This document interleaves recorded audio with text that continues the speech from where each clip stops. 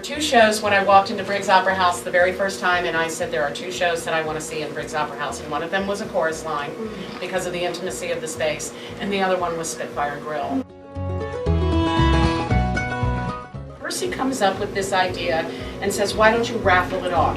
For $100 a ticket, why don't you raffle the grill, and that way we'll get some income, and we'll see if we can't get rid of the grill that way. Who wouldn't want to see a play about redemption and about a town rediscovering itself and discovering its assets and discovering its townspeople and becoming the best people they can be? And that's basically what the show is about. Most small towns have had those moments of struggle throughout their history, and the ones that survive it, they're the ones that have been willing to really look at themselves. It's something that we've all heard about, read about, or experienced since 2008 when the economy crashed, or during the Depression when people had just such a hard time of my self-worth. Because I can't work, my self-worth has disappeared and my self-esteem has disappeared.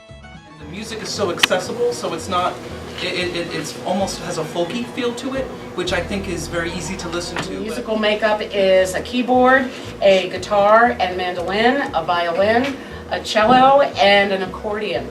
So it's a very acoustic sound for us. The music, it's the kind of stuff you dream of singing. This is what John Simon wrote about the Spitfire Grill.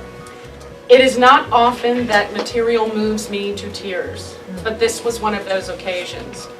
The Spitfire Grill has the heart and soul that your producers or your full Monties cannot begin to approach. What even in normal times would be a joy is, in these troubled ones, sheer nourishment. Well, all we need is the tenacity of the human spirit. And that's what this play basically gets to, is the tenacity of the human spirit.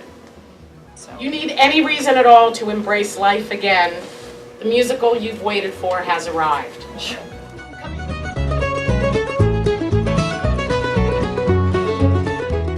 I do believe that theater is never going to disappear because we live our lives in story.